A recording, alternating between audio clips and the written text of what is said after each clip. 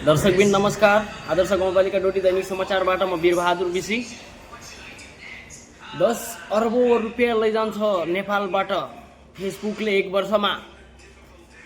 यसको जिज्ञासा र यसको खुलासा खुद ज्ञानेन्द्र साई सरले गर्नुभएको छ। तपाईलाई विश्वास लाग्दैन भने एकचोटि हेर्नुहोस्, आउनुहोस् हामी तपाईलाई देखाउँछौँ ज्ञानेन्द्र सर साईको भिडियो हेर्नु होला। तपाईलाई के लाग्छ एकचोटि कमेन्ट गर्नु होला। या यो नेपालमा लागू हुनुपर्छ या हुँदैन। फेसबुकले एक वर्षमा 10 अर्ब भन्दा बढी पैसा नेपालबाट लिएर जान्छ। फेसबुकलाई नेपालमा मोनेटाइजेसन गर्ने सरकारको नीति तथा कार्यक्रम हुनुपर्छ कि पर्दैन?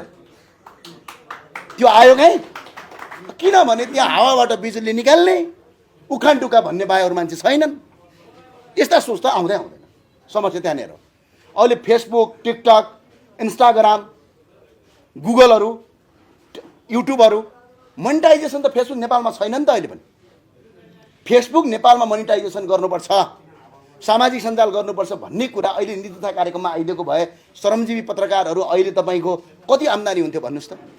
10-12 अरब रुपियाँ त नेपालमा बसेका मान्छेले पैसा कमाउँछ। यसको विज्ञापन मार्केट कति ठुलो छ, यो नीति तथा कार्यक्रममा आएन।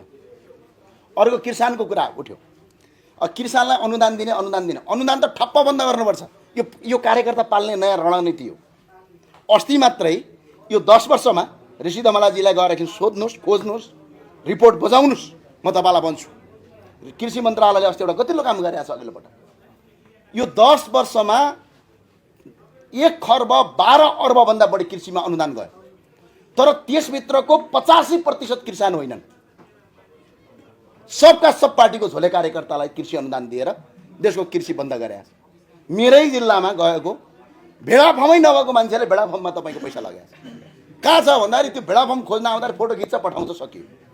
अनि यो अनुदान राखेर काम छ। बरु के गर्नुपर्छ भनेपछि केही गर्नु पर्दैन। सरकारले अहिले कृषिमा निर्भर गर्ने हो भने भारत र अन्य देशबाट आउने हरियो तरकारी रोक्ने कानुन अहिलेको नीति तथा कार्यक्रममा ल्याइदेऊ न। भन्सार बढाउने नीति ल्याइदेऊ न।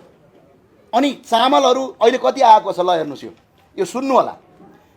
भर्खर मात्रै जम्मा हाम्रो कृषियोग्य जमिन कति छ ल हेर्नु, नीति तथा कार्यक्रममा यो आउनुपर्छ न।